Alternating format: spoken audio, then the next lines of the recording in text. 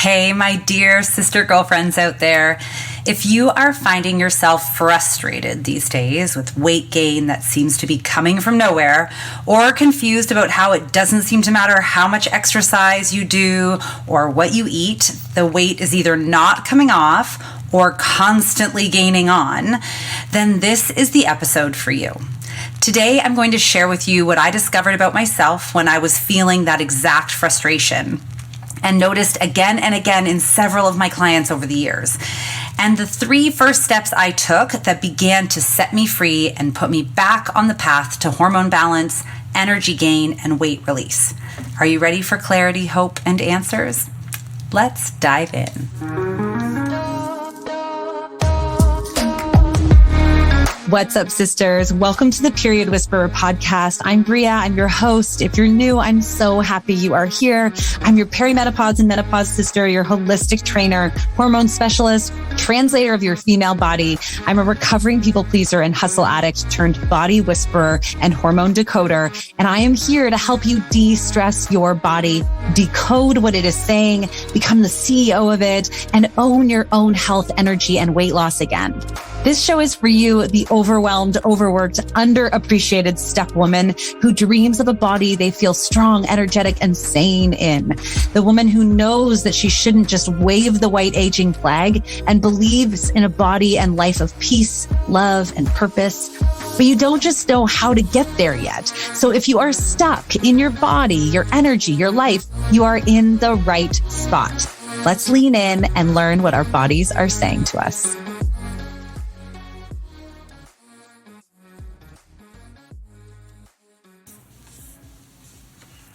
Hey girlfriends, how are you feeling in your body today?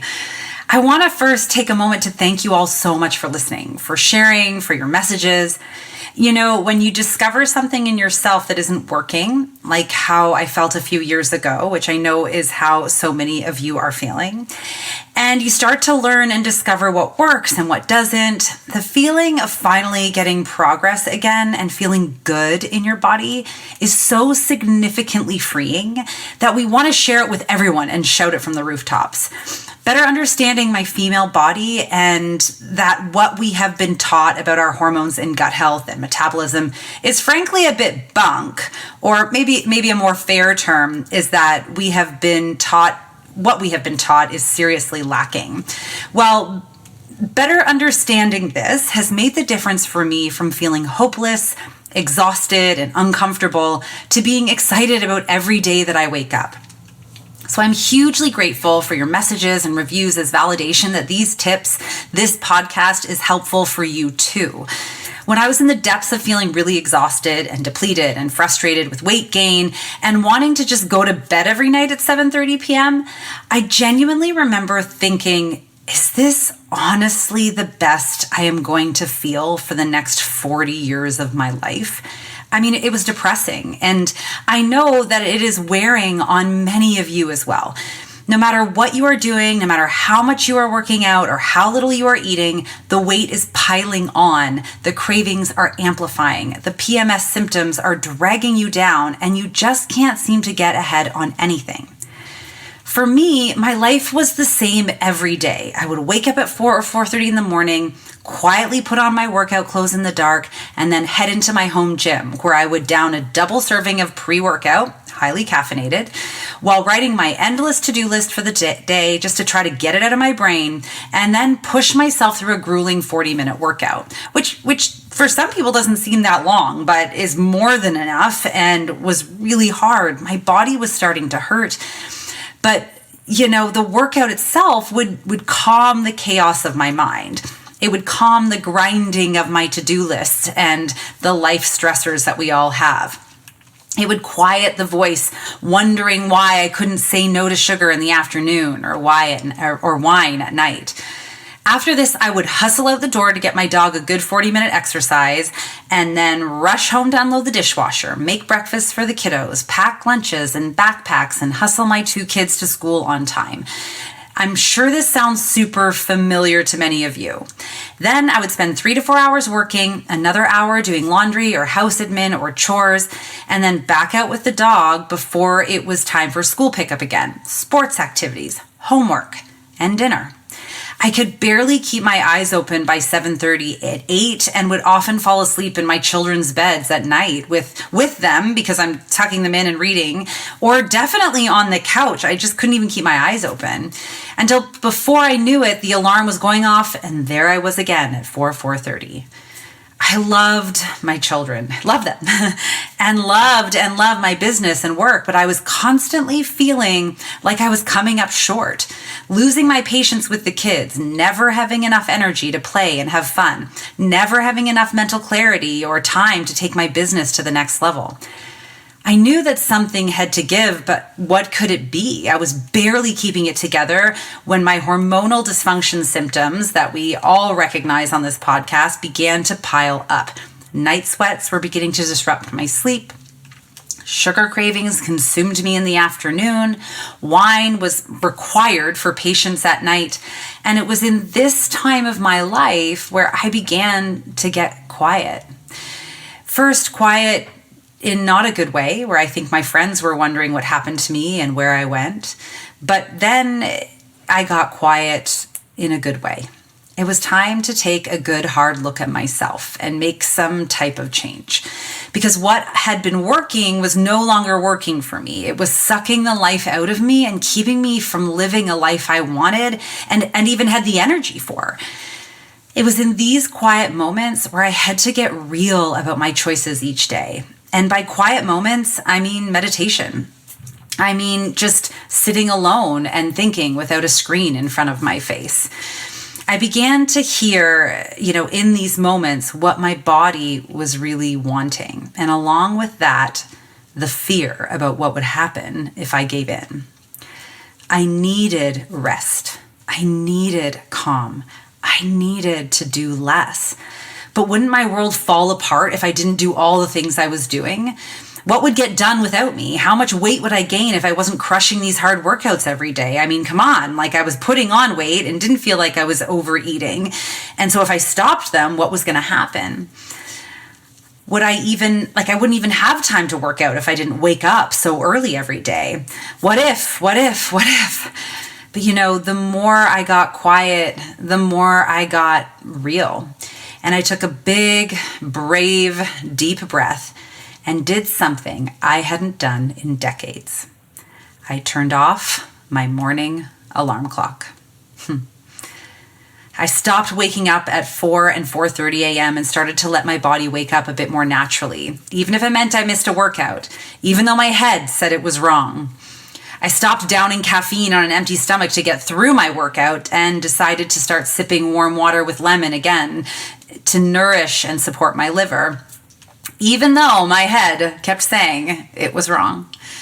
I swapped my hard workouts for yoga and Pilates, or frankly, just walking and sleeping in, even though my head swore to me I would gain weight and my mind buzzed as I worked on quieting it. I used to say, I hate yoga. I want to like it, but it's too slow for me. It's not doing anything.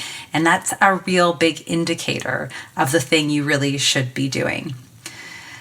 You guys, I went slow, even when I swore my hustle and fought the fear, even when I swore by my hustle and fought the fear in my brain that I had to hustle to make my dreams work. And you know what happened? None of my fears came true. It was slow at first, but my cravings started to disappear as my body became more rested and less depleted.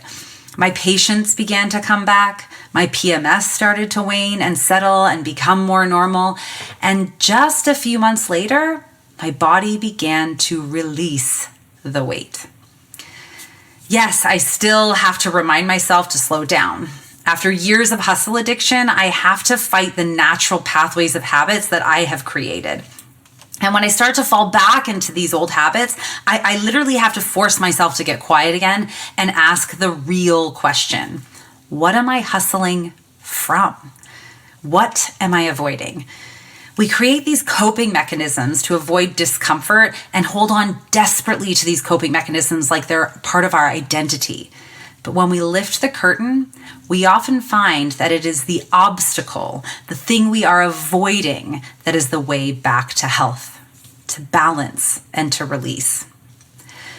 I know now that it is the things we are addicted to that often create the initial imbalance. And it's our addiction to these habits that perpetuates the imbalance in our hormones. I have to work out. I have to do this. I can't do that.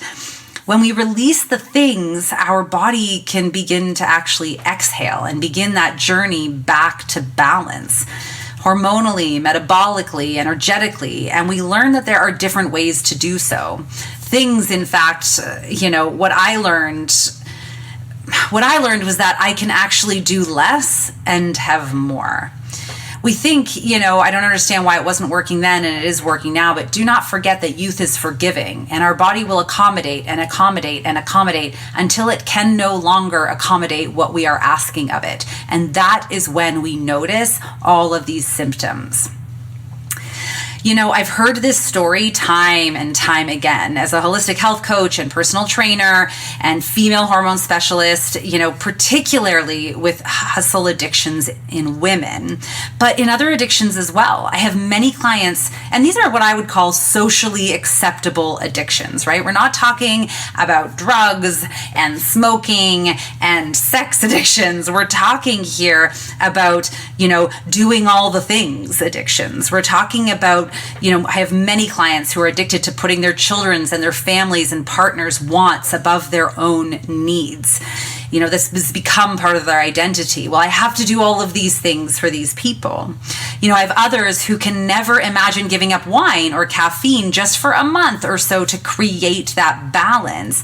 And even some who say they will never stop snacking. Although I don't believe we should have to feel like we are restricting or going against our own integrity, I do believe that getting quiet and taking a good hard look at your life, your choices, and your habits can help you realize what your body really needs from you to get back to balance. What balance for you in fact is, and what it means to live in integrity with yourself, body, mind, and spirit. So, if you are in chaos somehow like I was, stuck as a duck, where do you start? Here are my 3 tips that helped me get back. Number 1, it's time to get quiet and get honest. And by that, I mean really listening, not to the chatterbox in your brain or what marketing tells us or society tells us, but really get quiet long enough to hear what your body is trying to say to you. Does it need rest? Does it need less? Sometimes we get caught up constantly eating and constantly snacking, and that constant drip is just too much. It's just like when you finally head it up to here, right? Up to that neck, and you can go underwater so quickly then, right?